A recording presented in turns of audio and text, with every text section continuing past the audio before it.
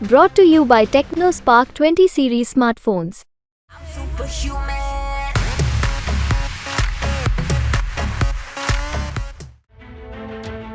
लोकसभा चुनाव 2024 करीब करीब अपने आखिरी पड़ाव पर है। छठे फेज के लिए लगातार मतदान जारी है, लेकिन छठे फेज के मतदान से पहले सपा अध्यक्ष अखिलेश यादव का एक ट्वीट आता है। इस ट्वीट में अखिलेश यादव ने हमीरपुर के स्ट्रांग रूम को लेकर एक पोस्ट कर दिया। देखते ही देखते ये पोस्ट वायरल होने लगा। दरअसल 24 मई को रात 10 बजे अखिलेश यादव ने 2 वीडियो ट्वीट करते हुए लिखा, हमीरपुर में जहां चुनाव के बाद ईवीएम रखे हैं, वहां के स्ट्रांग रूम में 5वीं बार बिजली कटी है। चुनाव आयोग और स्थानीय प्रशासन इसका तुरंत संज्ञान ले। सभी सपा प्रत्याशियों और जुझारू कार्यकर्ताओं से यही अपील है कि इसी तरह पूरे प्रदेश में ईवीएम के स्ट्रांग रूम पर निगाह रखें और गड़बड़ी की किसी भी आशंका की सूचना हमें दें। हमीरपुर के सपा के समर्पित सभी सक्रिय कार्यकर्ताओं को सचेत सतर्क रहने के लिए बधाई। आपकी सजगता ही जीत का आधार बनेगी। याद रखिए, जब तक हाथ में जीत का प्रमाण नहीं, तब तक विश्राम नहीं।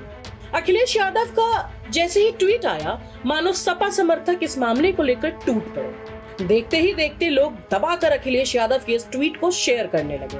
हालांकि ट्वीट के महज 1 घंटे के अंदर डीएम हमीरपुर की ओर से सफाई देते हुए लिखा गया कि स्ट्रांग रूम में उपलब्ध पावर बैकअप के साथ लाइट निरंतर आ रही है एवं सीसीटीवी कैमरे निरंतर चल रहे हैं। तकनीकी समस्या के कारण बाधित इंटरनेट को तत्काल बहाल करते हुए कैमरे का निर्बाध प्रसारण हो रहा है। बता दें कि 25 मई को यूपी की 14 लोकसभा सीटों पर मतदान किया जा रहा है। बीजेपी के लिए पिछले चुनाव में सबसे कठिन चरण यही रहा था, जहां पर विपक्ष ने कांटे की टक्कर दी थी और 5 सीटें भी जीतने में कामयाब रही थी। जातीय बिसात पर खड़े पूर्वांचल में सपा ने गैर यादव ओबीसी का दांव चला है, तो बीजेपी ने भी सवर्ण कार्ड खेला है। इस तरह बीजेपी और सपा दोनों ने ही एक दूसरे की राह में कांटे बिछा दिए हैं। छठे चरण में यूपी के कुछ अहम सीटों पर मतदान हो रहा है, जिसमें सुल्तानपुर, प्रतापगढ़, फूलपुर, इलाहाबाद, अंबेडकर नगर, श्रावस्ती, डुमरियागंज, बस्ती, संत कबीर नगर, लालगंज,